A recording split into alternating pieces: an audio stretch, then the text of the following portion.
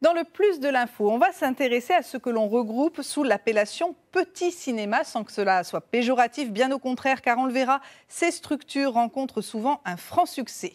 De quelle manière ces établissements indépendants, associatifs ou municipaux se démarquent-ils pour attirer une clientèle fidèle face à la concurrence des multiplexes qui, eux, concentrent au minimum 8 salles avec une capacité d'accueil d'au moins 1 millier de fauteuils? Pour répondre à cette question, j'accueille sur ce plateau Alain Rennes, président du cinéma Le Foyer à Assigné dans la métropole rennaise, qui est l'un des 35 cinémas associatifs du département d'Ille-et-Vilaine.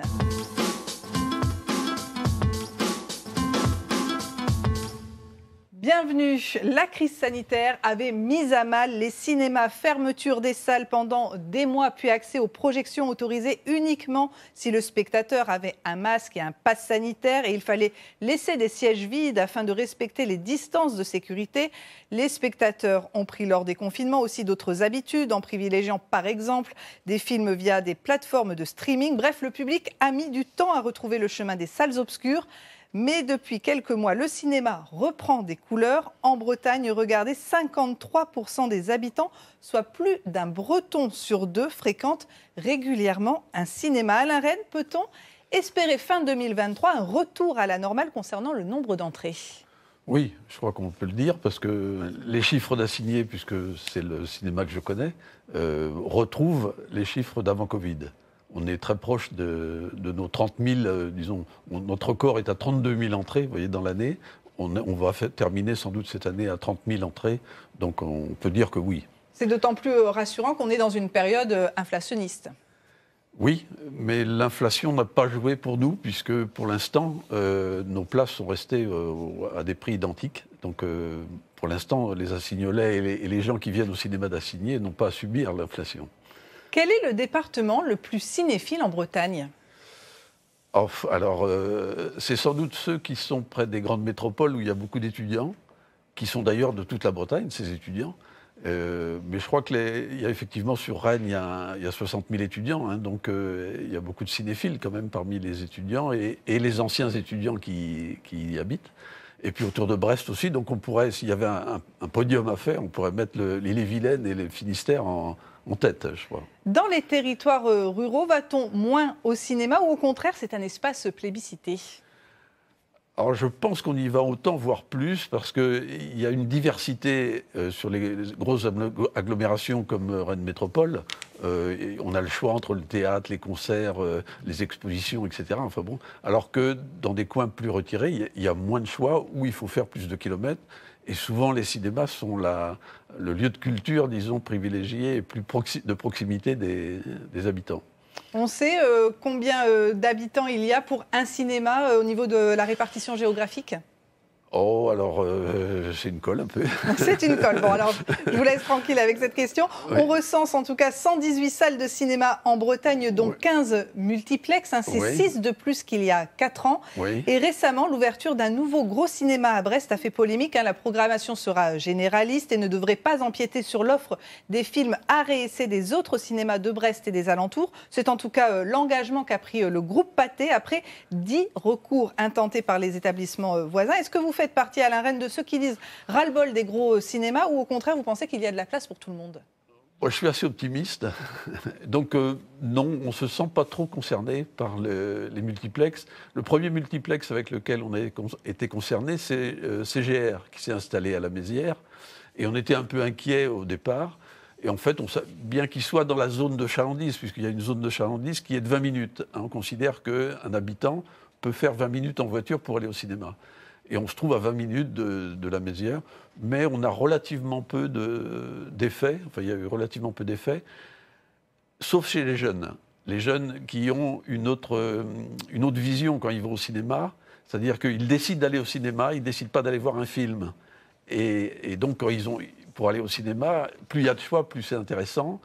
Et plus il y a une structure d'accueil aux côtés, un petit restaurant, un bowling, etc., ça attire forcément plus les jeunes. Donc on a perdu des jeunes, mais on a gagné les cinéphiles dont on parlait tout à l'heure, on en a gagné un peu. Donc ça s'est équilibré, mais c'est surtout le public jeune qu'on a perdu. Financièrement, comment les petits cinémas peuvent tenir face aux multiplexes ? Alors, il y a l'attraction du prix, et puis il y a l'attraction de la convivialité, de la qualité, disons de la rencontre, puisque le cinéma, c'est une rencontre. Hein. On vient au cinéma pour partager un moment. Un film sur le grand écran avec des gens autour qui subissent une émotion, hein, qu'elle soit une comédie ou un drame. Donc on rallume d'ailleurs tout doucement les lampes à la fin pour pas que les gens puissent aient le temps d'essuyer leurs larmes ou finir de rire, hein, selon le cas. Et donc c'est un moment, c'est une rencontre. Et donc je crois que nous, on insiste beaucoup là-dessus, au niveau de l'accueil, donc au niveau de la participation des gens. Et on a aménagé notre hall pour que les gens puissent rester discuter éventuellement. Souvent, d'ailleurs, on offre quelque chose à boire, avec modération. Vous avez organisé récemment, par exemple, une soirée ouverture du Festival de Cannes avec un cocktail dînatoire. Voilà, pour que bien les gens viennent voir d'ailleurs l'ouverture qu'on retransmettait sur grand écran. Et on a fait une pause pour que les gens restent là. Et pratiquement beaucoup de bénévoles du cinéma avaient mis leur robe longue pour les filles et un costume pour les garçons pour reproduire, disons, l'ambiance. On a mis un tapis rouge aussi. Il n'y avait pas de marche parce qu'à Assigny, on est de plein pied. Mais les gens se retrouvaient dans l'ambiance, quoi, disons. Et après, on a vu un très beau film, Jeanne du Barry, donc qui était... De Maïwenn. Voilà, de Maïwenn. Et pour se distinguer, un certain cinéma mettent en place des séances qui touchent un public très ciblé. Illustration avec le cinéma L'Arvor à Rennes qui, depuis janvier, organise une fois par mois une projection à laquelle sont conviés les parents et leurs bébés. C'est un reportage de Gilles Raoul et Jean-Michel Piron. Ils sont une vingtaine de jeunes parents à avoir répondu présents ce matin à cette première séance de ciné-bébé à l'Arvor. Voilà, elle a 2 mois et puis je pensais qu'il fallait attendre encore 2 ans pour pouvoir aller au cinéma. Je trouve ça chouette de pouvoir aller au cinéma, d'essayer. Je ne sais pas si Suzy me permettra de voir tout le film, on verra. C'est une des initiatives en ce moment qui est une très très bonne idée, quoi. Et on devrait pouvoir aller au musée, pouvoir aller au ciné sans avoir peur d'emmener bébé où qu'il soit. C'est l'association rennaise Parents Féministes qui a initié cette projection où les poussettes sont les bienvenues. L'idée, c'est de proposer une séance de ciné pour des adultes, a fortiori pour des mères qui sont en congé maternité, qui sont souvent isolées, souvent seules, vu que le congé paternité il est encore très court, dans des conditions adaptées à la présence de bébés. Donc avec un son qui est plus bas, avec une lumière qui est plus importante.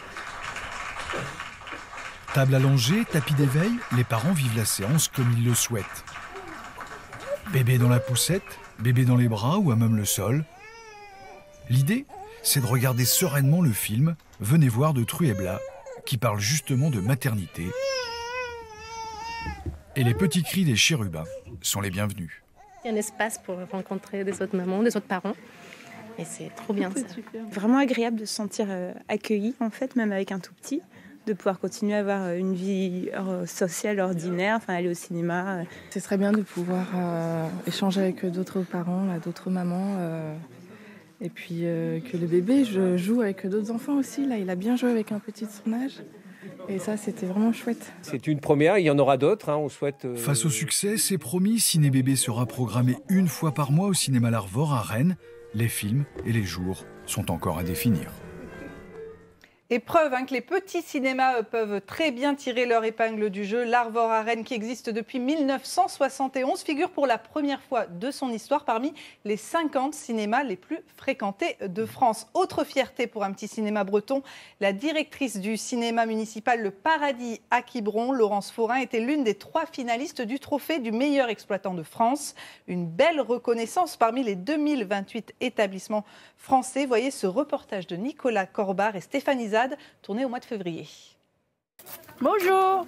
Elle accueille les spectateurs comme si elle recevait des amis.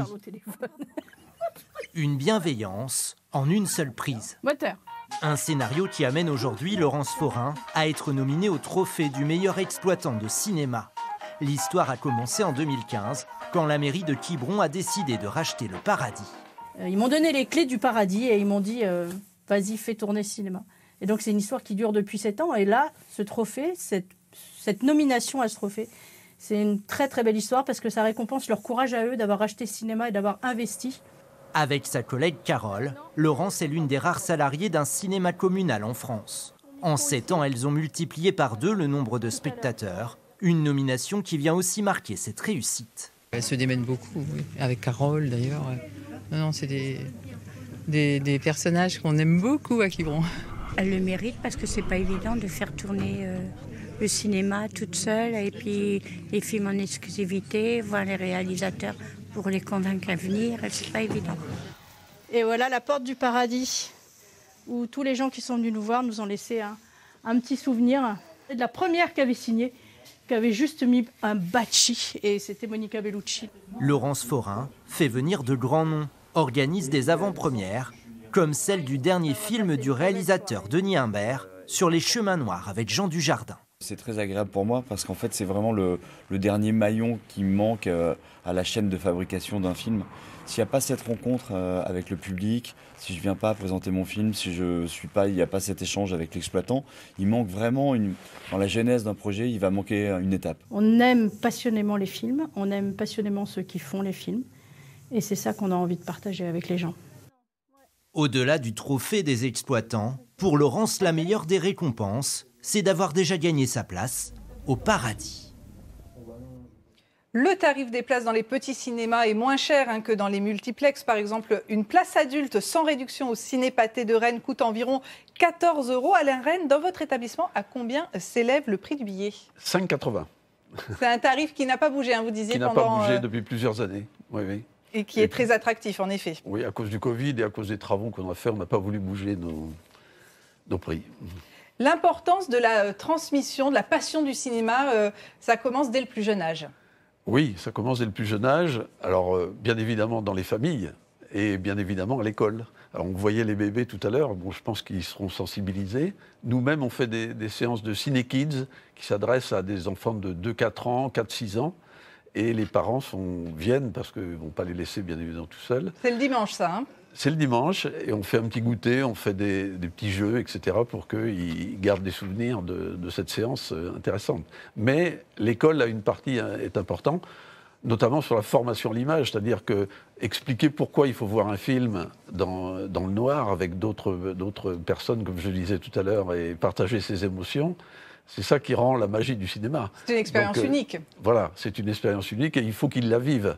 Et il faut qu'ils la vivent et qu'ils comprennent, disons, les images ou le film qu'on leur montre et que ça ait un sens pour eux, quoi. Je crois que c'est ça qui est important. Rapidement, quels films ont le mieux marché ce semestre dans votre établissement ? Alors, un peu comme partout ailleurs, mais il y a eu des films porteurs comme les Trois Mousquetaires, etc., qui ont dominé. Mais cette année, on a une caractéristique un peu particulière, c'est qu'on a eu des films qu'on n'attendait pas vraiment, comme Je verrai toujours vos visages, comme récemment la forêt, L'amour et les forêts. Avec Virginie Efira et Melville Poupeau. Oui, oui, mais il y a eu Sage Homme aussi, et Sur les chemins noirs, donc on vient d'évoquer aussi. On vient de voir. Merci beaucoup Alain Rennes d'avoir accepté notre invitation. Le Plus de l'info, c'est terminé pour cette semaine. Les programmes continuent sur France 3, bien sûr.